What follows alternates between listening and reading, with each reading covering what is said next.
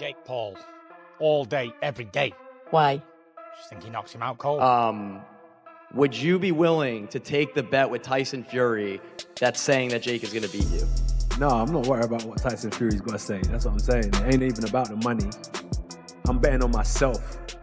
Yep. I'm focusing on myself. I'm fully betting on myself. I ain't worried about what anyone's got to say. So when I'm bouncing around the ring, jabbing, weaving, and doing all of these things, I know I can pick them apart and score points and make this a very, very big contest. Reports indicate that Tyson Fury stunned everyone when he abruptly ended the press conference for Anthony Joshua versus Jake Paul, instantly shifting the atmosphere in the room. Fury delivered a firm warning to Joshua as the cameras captured every moment, insisting that Jake Paul is far more dangerous than most people realize. He added that Paul could be strong, disciplined, and confident enough to pull off a major upset. Fury even claimed he would wager £1 million on Paul defeating Joshua. Fans and analysts alike were left astonished by his bold remarks during the tense press moment. I don't know about chewing up. I think Jake Paul knocks him out. Seriously? Yeah.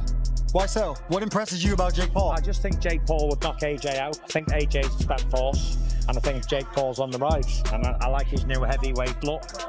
Bit chubby, bit bulky. I like how Jake Paul calls out the full spectrum from. Anthony Joshua was furious that Tyson Fury wagered £1 million on Jake Paul knocking him out, and he immediately made it clear that he is focused only on himself and on finishing the job in the ring, not on outside noise or distractions.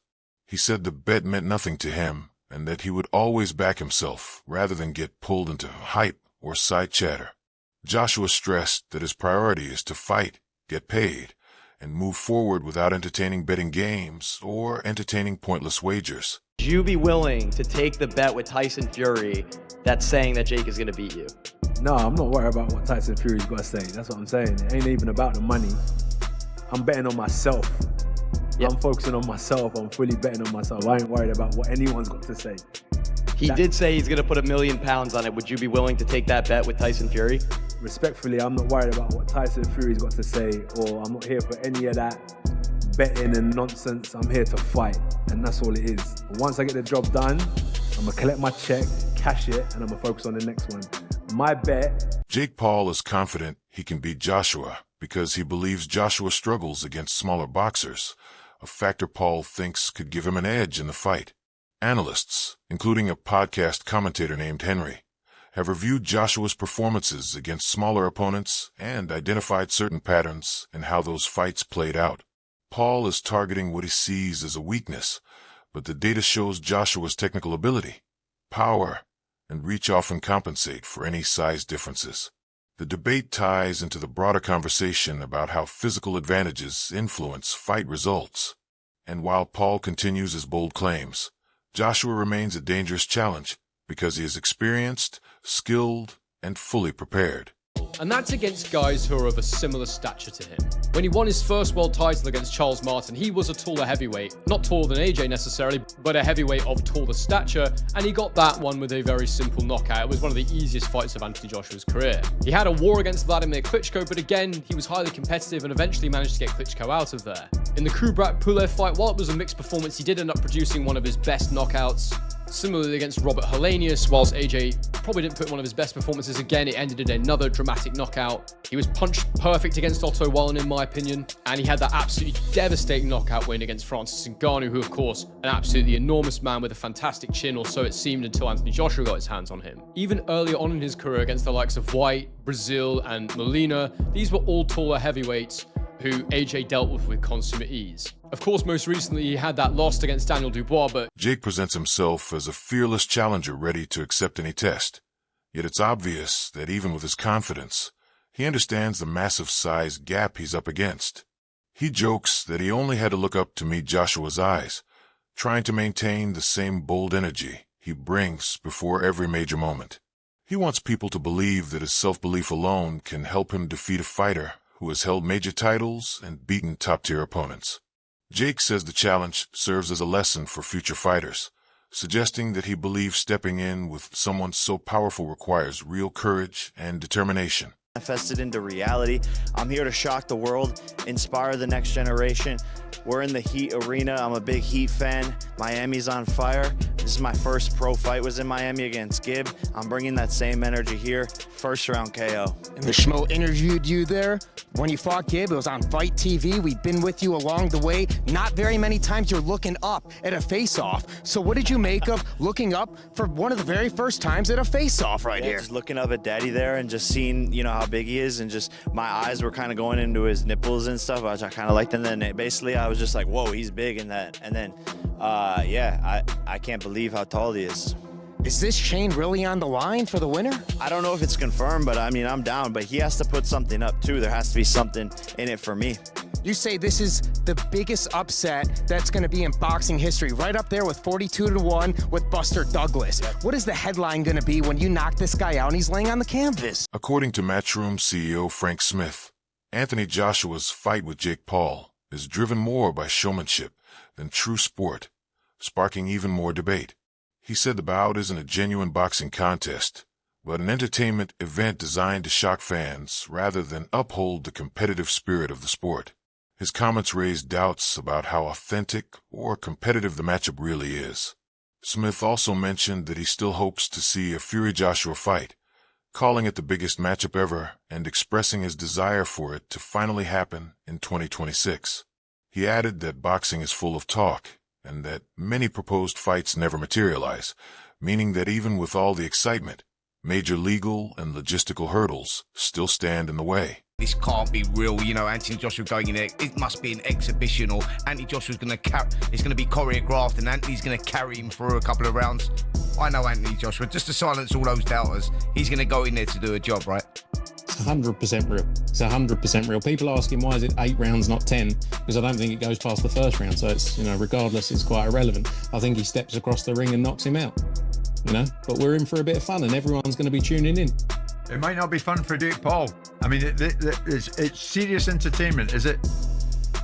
Yeah, 100%. You know, look, I agree with you. I accept Jake Paul is absolutely mental for doing this, and I don't think he quite realises.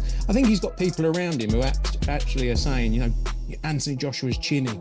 He said it in interviews. It's quite wild, but you know, if that's the world he wants to live in, he'll find out on December 19th. And Frank, to finish with, the plan is still sometime in 2026, AJ against Tyson Fury, and Turki Al-Sheikh's working on that, is he? That's the fight we want to make. That's the fight we want to see.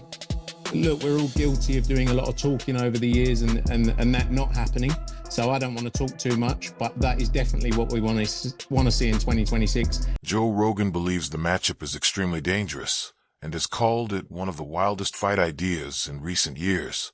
He points out Joshua's size, strength, and experience, emphasizing that these factors make him a serious threat to Paul, especially given Joshua's Olympic background and long history of knockouts. Rogan dismisses the idea that any special contract clauses will reduce Joshua's danger, insisting they can't weaken his power or skill. He warned Jake Paul to study what Anthony Joshua did to Francis Ngannou, using that brutal knockout as a reminder of how lethal Joshua can be. Rogan says Ngannou's performance should serve as a clear warning to Paul, stressing that stepping into the ring with Joshua is not just another job. It's a situation where things can go very wrong. Well, realistically, it's one of the craziest propositions of all time. You take a guy who just had a boxing match that looks like a sparring match with a 58-year-old Mike Tyson, and then you're going to fight one of the absolute scariest knockout artists in the heavyweight division. Maybe we should watch the Francis Ngannou fight so you could see. Let's watch that real quick, just so you can see what Anthony Joshua is capable if he's fighting someone that's not in his league. Okay, look, Usyk beat him, and he beat him twice, and Andy Ruiz caught him in the first fight and dropped him and stopped him. It was spectacular. Andy Ruiz is super fucking talented. Usyk is perhaps the greatest heavyweight boxer of all time. Maybe one of the greatest of all time in any weight class. Usyk. You know, and Usyk beat him, and he beat him twice. But Francis Ngannou is coming off of this fight with, like, go a little bit before that so we can see this happen. Watch this. Highlights, we just keep So he drops him with a right hand early. And this is like 2 minutes into the first round. And Francis gets up, he survives. And then Joshua, check out this combination he hits him with.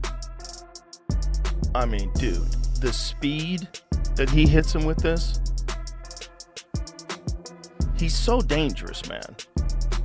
It's like you're dealing with a guy who's an Olympic gold medalist, and he's enormous, and he's got vicious knockout power, and he's got immense amount of experience at world. Brendan, Cheyenne, Braun, and Kalen have recently expressed deep concern about Jake Paul's mindset leading up to his fight with Anthony Joshua. They argue that Paul's carefree attitude, bold claims, and constant confidence may reveal that he doesn't fully understand how dangerous Joshua truly is. They believe Paul could be severely underestimating the threat, and that his limited experience, combined with a major jump in competition, could lead to serious trouble. While some people admire Paul's fearlessness, Cheyenne and Kalen insist this matchup demands respect, discipline, and a realistic understanding of the risks Paul might be overlooking. Still, several analysts maintain that Jake Paul has a legitimate chance of knocking out Anthony Joshua when they finally meet in the ring. Talking about Olympic gold medalists, I don't think people understand how good Anthony Joshua is. They see him against Usyk, or they see him against, Ruiz, and they're like, oh, he lost. And they think somehow that because he's nice, that he's not an absolute killer. I don't think everyone knows that. A lot of people are like, You're hanging out with the wrong people then. I mean, 6'6", 245. Let me just say this. It's a different ecosystem. Look, Jake's a thick kid. 227 is a lot. It's heavy. He's big. He's athletic. But this is different. You're not Usyk. You ain't Usyk. Jesus. You're talking about a very different Do you want me to go now? Please. With all your rambling here? Please. Dude, first of all, before I go in on the cojones on Jake Paul, you have got to. That's what I said. Whatever the fuck your criticism of the guy is, whatever. The cojones, the huevos on this fucking kid. I agree. To step in there with fucking Anthony Joshua is insane. He deserves all the money. With 14 ounces. And what he's doing is flipping boxing on its fucking head. And this is exactly what he's there for. He's doing exactly what he said he was going to do. Kudos to him. Kudos to him. 100%. Now, what bothers me is when you and other people go, I mean, Jake's 6'1", 227. I mean, it's insane. The other guy's 6'6". Jake could be 6'10". I know. 300 I'm very pounds aware of shredded. this. What you guys are missing the mark on is Anthony Joshua is a gold medal winner in the Olympics. High level professional. High level. No, hold on. World champion. So I don't like it when we're talking like, dude, he's it's so not much, a physical so much thing, bigger. it's a skill thing. So I'll say this, and I'm not saying it's a fake fight, it's rigged, especially because you got Eddie Hearn involved, and they're using 10-ounce gloves, 10-ounce which is a big deal, and it's 3-minute rounds, 10-ounce gloves. It's terrifying. That's what you do in professional boxing, heavyweight boxing, which those do nothing, by the way. They do nothing. What you guys need to understand is, if this fight's not fixed, no one's taking a fall, cut all that narrative out. But I will tell you this. If Anthony Joshua... Buddy McGirt, a former world champion and trainer, believes the fight will be far tougher than people expect because Jake Paul has improved noticeably as a heavyweight. To McGirt, the matchup is nearly even due to both fighters' size, reach, and punching power, which could swing the outcome in either direction. He points out that in heavyweight boxing, one perfectly timed shot can completely change a fight, giving an underdog like Paul a real chance if the moment presents itself.